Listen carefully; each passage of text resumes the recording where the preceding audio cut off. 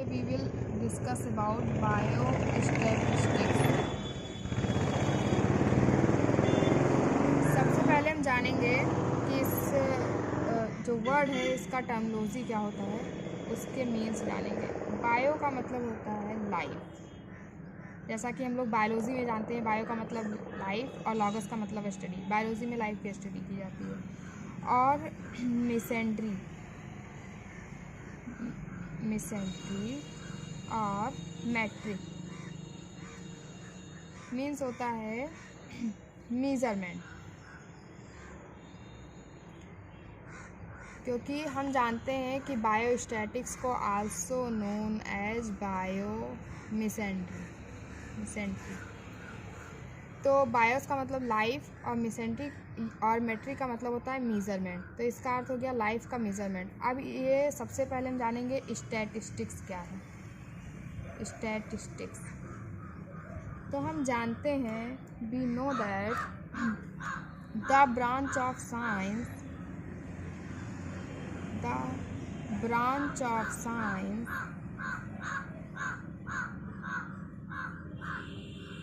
which deals with the methods of collection, classification,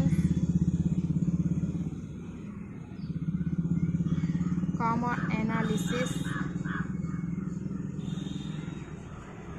and drawing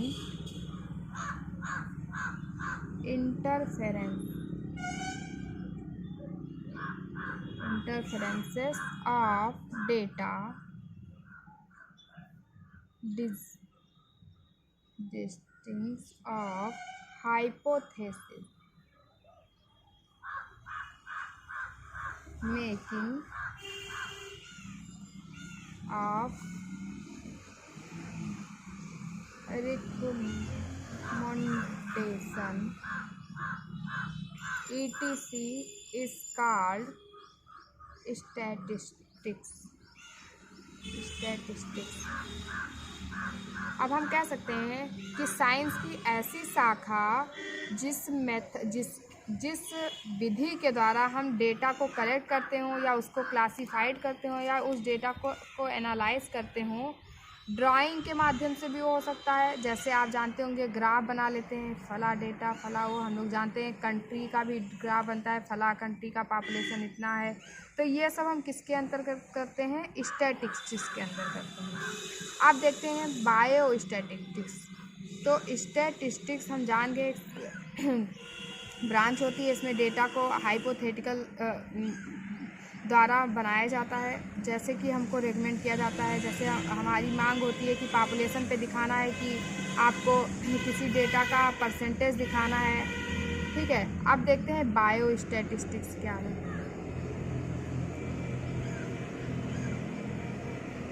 तो हम जानते हैं the use of statistics in biology is known as biostatistics।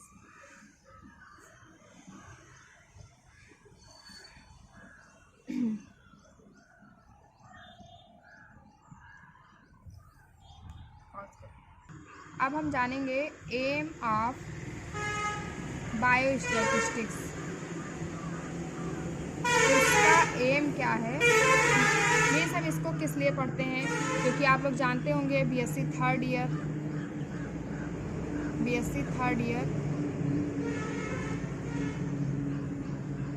Zoology second paper है ये, zoology second paper. हालांकि zoology में biostatics पढ़ते क्यों है, इसका एम क्या है?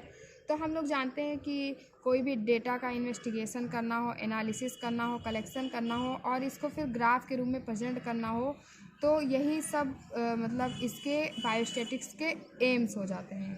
अब देखते हैं कि एप्लीकेशन क्या है। एप्लीकेशन बोले तो इसका यूज़ कहाँ पे है?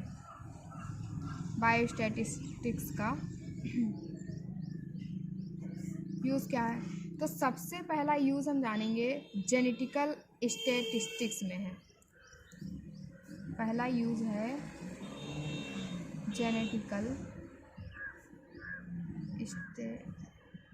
स्टैटिस्टिक्स में है।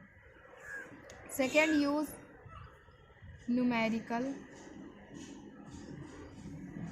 टैक्सोनॉमी में है। तीसरा यूज़ है फिजियोलॉजी एंड एनाटॉमी। और यूजेस हम देखते हैं इन फार्मेकोलॉजी में, डोज जिससे निर्धारित की जाती है ड्रग्स के। फिर है इन कम्युनिटी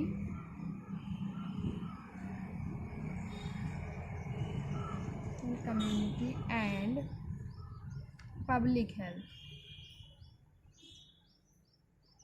इस सब में आप बायोस्टैटिक्स का यूज़ होता है, इसलिए एप्लीकेशन ऑफ बायोस्टैटिक्स अगर पूछा जाए तो आप लिख सकते हैं जेनेटिकल स्टैटिस्टिक्स में, न्यूमेरिकल टैक्सोनॉमी में, फिजियोलॉजी एंड एनाटॉमी, फार्मेकोलॉजी में ड्रग्स और उसके डोज उसको पता करने के लिए, और कम्युनिटी ऑफ पब्लिक हेल्थ। अब हम जान गए कि स्टैटिस्टिक्स क्या है। अगर हम वही स्टैटिस्टिक्स यूज़ करते हैं बायोलॉजी में, चूँकि हम जूलॉजी पढ़ रहे हैं तो जूलॉजी में अगर यूज़ करते हैं बायोलॉजी पार्ट में, the use of statistics in biology is known as biostatistics. रोक दिया। अब बायोस्टैटिक्स पढ़ने के लिए हमें कुछ उसकी टर्मिनोलॉजी जो होती है उसे जानना इम्पॉर्टेंट होता है। तो हम जानेंगे टर्मिनोलॉजी ऑफ स्टैटिस्टिक्स, या हम कह सकते हैं कि बेसिक टर्म्स ऑफ स्टैटिस्टिक्स। इसके बेसिक टर्म्स कौन कौन से हैं? तो सबसे पहले पॉपुलेशन, क्योंकि हम लोग जानते हैं कि इसमें जो डेटाज होंगे उसका ग्राफिकल रिप्रेजेंटेशन देना होगा। बहुत सारे अभी आप देखेंगे ग्राफ कैसे होता है, पॉलीगॉन देखेंगे, हिस्टोग्राम देखेंगे, क्यूमुलेटिव फ्रीक्वेंसी, क्यूमुलेटिव कर्व्स देखेंगे, मोज़ाइक कर्व। तो पहले हम देखेंगे कि पॉपुलेशन किसे कहते हैं। तो population may be defined as a group of organisms of one species occupying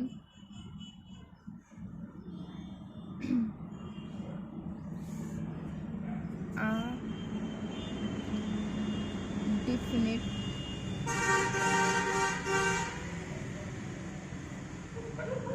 definite area. अब जैसे आपको डेटा दे दिया गया कि फला जगह की फला पॉपुलेशन है, फला जगह की फला पॉपुलेशन है, परसेंटेज में आपको ग्राफ खींचना होगा। तो अगर आपको पॉपुलेशन ही नहीं पता होगी कि क्या है, तो आप उसको कैसे समझ के और उस पर ग्राफ खींच सकते हैं? ठीक है, इसलिए हम जानेंगे पॉपुलेशन को हम ऐसे डिफाइन कर सकते हैं कि जो ग्रुप ऑफ ऑर्गेनिज्म, मान लीजिए बहुत सारे ऑर्गेनिज्म है किसी एक स्पीसीज का। अगर वो मैमल है तो मैमल में कोई स्पीसीज ले लीजिए, या डॉग है तो डॉग का ग्रुप जो होगा उसे हम क्या कह देंगे, उस स्पीसीज का, उस ऑर्गेनिज्म का पॉपुलेशन। अब देखा जा रहा है कि फला कंट्री में फला चीज़ों की पॉपुलेशन इतना है, फला कंट्री में फला स्पीसीज की पॉपुलेशन इतना है परसेंटेज में, तो आप उसको ऐसे दिखा सकते हैं और इसी मेथड को स्टैटिस्टिक्स बोलते हैं। आप देखते हैं कि नेक्स्ट टर्म कौन सा आता है। नेक्स्ट टर्म है सैंपल।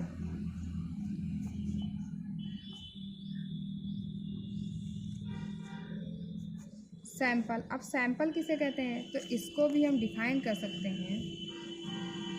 सैंपल में be defined as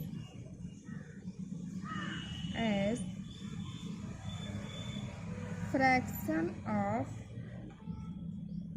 a population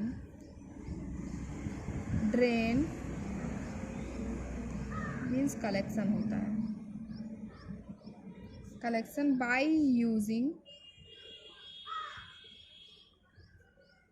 suitable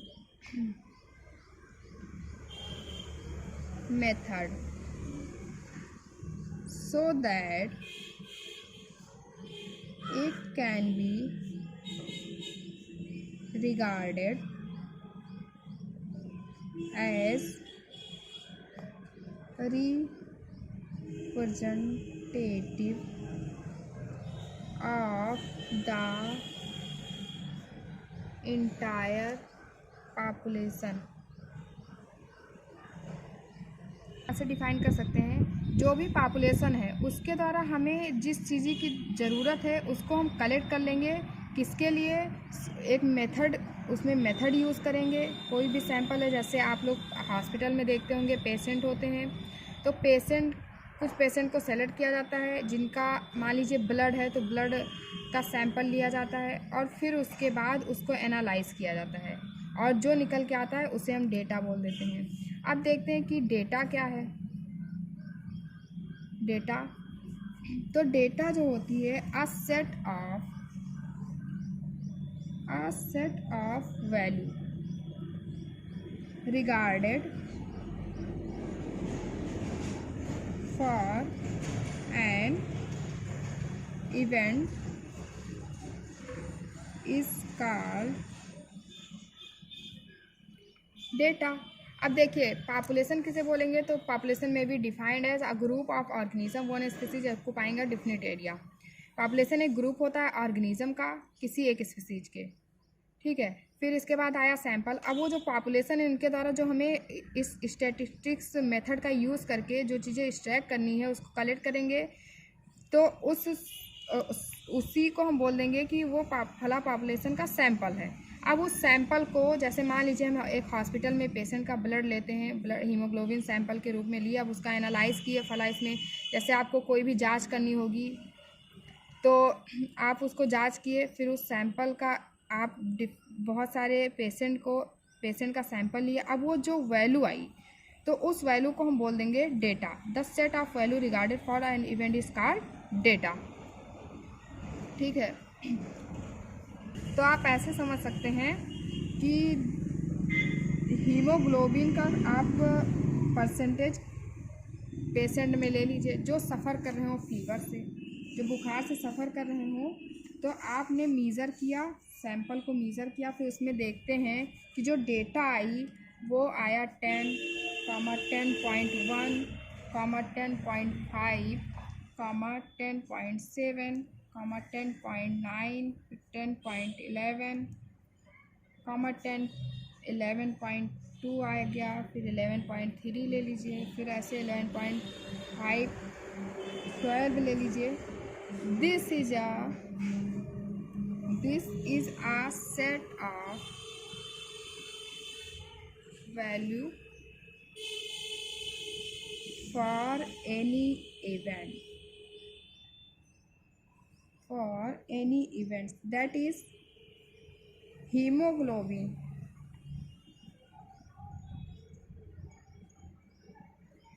percent. This is data.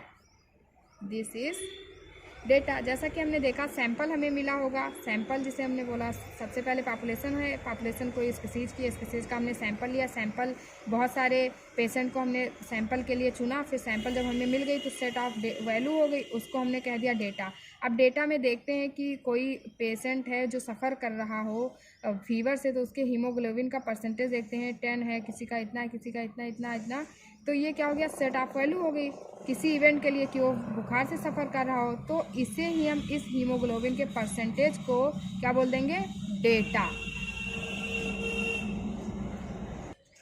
आप देखेंगे नेक्स्ट टर्मिनोलॉजी क्या है, observation.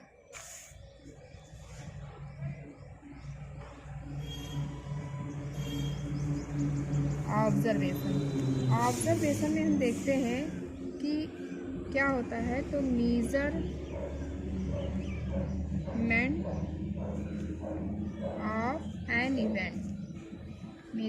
Of N event is called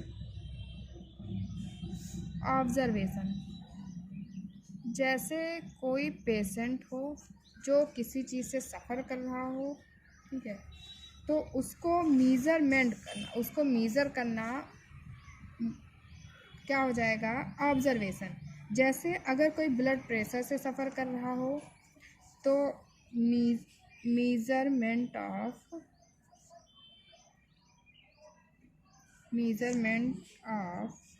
blood pressure, तो ये क्या हो गया, एक इवेंट पे हो रहा है कि ब्लड प्रेशर है इसको, तो measurement of event is called observation, तो ये ऐसा ऑब्जर्वेशन हो गया। अगर कोई फीवर से सफ़र कर रहा हो तो हम कह सकते हैं कि measurement of temperature of body temperature, तो ये हो जाएगा ऑब्जर्वेशन। जिस चीज़ से वो सफ़र कर रहा हो आप उसको मेज़र कर रहे हैं, तो ऐसे इवेंट्स को हम क्या बोल देंगे, ऑब्जर्वेशन। फिर देखते हैं नेक्स्ट टर्मिनोलॉजी है वेरिएबल। नेक्स्ट टर्मिनोलॉजी है वेरिएबल मतलब भिन्नता। तो ऐसे जानेंगे कि कोई ऑर्गेनिज्म दूसरे ऑर्गेनिज्म के कंपेयर में किस प्रकार भिन्न है, वही उसकी हो जाएगी भिन्नता या वेरिएबिलिटी या वेरिएबल। तो एनी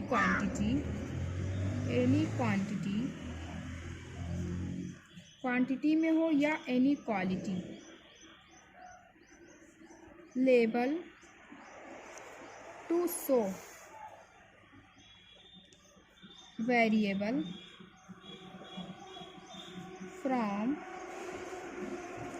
वन इंडिविजुअल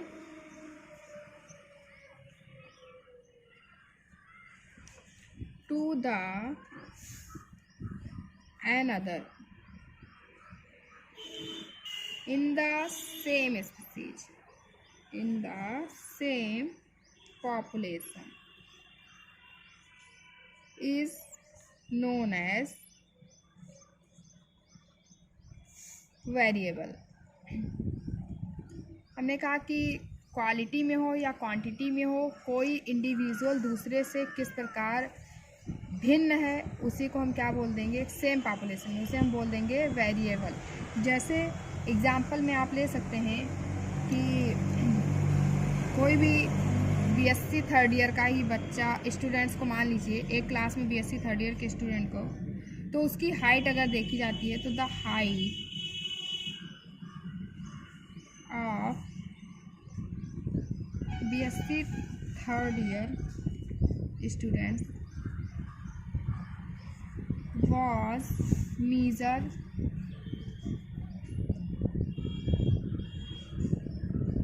देखा जाता है कि किसी का 5 फुट है, किसी का 5.4 फुट है, किसी का 5.9 फुट एंड किसी का 6 फीट है।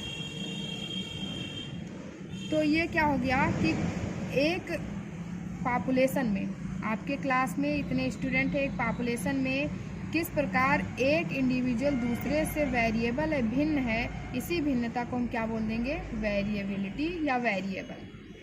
फिर नेक्स्ट है टर्मिनोलॉजी फ्रीक्वेंसी।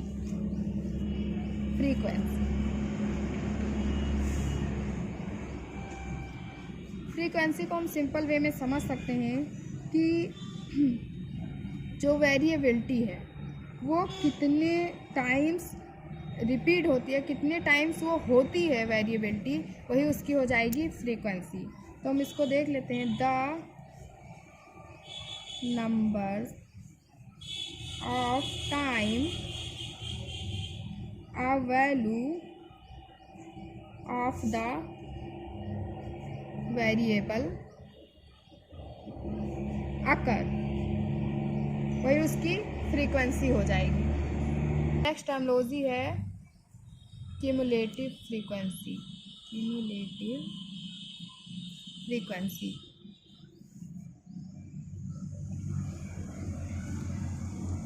ये लास्ट टर्मिनोलॉजी है, बेसिक टर्म जो है बायोस्टैटिस्टिक्स का। तो हम इसकी डिफिनीसन पहले जान लेते हैं क्या है। तो the cumulative frequency corresponding to any values of the variable is the sum of all the frequency। अब इसको एग्जांपल में समझेंगे। जैसे कोई डेटा दिया गया जिसमें फ्रीक्वेंसी दे दी गई 5, 10, 10, 7, 8, 5, तो हम उसकी क्यूमुलेटिव फ्रीक्वेंसी अगर निकालते हैं तो पहले तो ऐसे लिखेंगे सम। अब फिर देखते हैं the cumulative frequency corresponding to any value of variable is the sum of all the frequency. अब देखते हैं हम ऐसे इसका ऐड कर देंगे, प्लस कर देंगे, फिर हो जाएगा 15, फिर इसको प्लस कर देंगे 25, फिर इसको सम ऑफ वैल्यू है फ्रीक्वेंसी का 32 हो जाएगा, फिर 32 8 40 हो जाएगा, फिर 45 हो जाएगा। जो ये क्यूमुलेटिव फ्रीक्वेंसी आई वो किसके सम में होगी? Total of the frequency. आप इसको अगर टोटल करेंगे तो 45 आएगी। तो हम कह सकते हैं कि the cumulative frequency corresponding to any value of variable is the sum of any value of variable is the sum of the all frequency. इसके जितनी भी फ्रीक्वेंसी है इसका सम कर देंगे, ऐड कर देंगे, जितना आएगा वही उसका क्यूमुलेटिव फ्रीक्वेंसी के करस्पॉन्डिंग होगा। इस प्रकार आपकी जो बेसिक टर्म होते हैं बायोस्टैटिक्स के कंप्लीट होते हैं। अब नेक्स्ट वीडियो में हम बनाएंगे graphical representation of frequency distribution. Thank you for watching.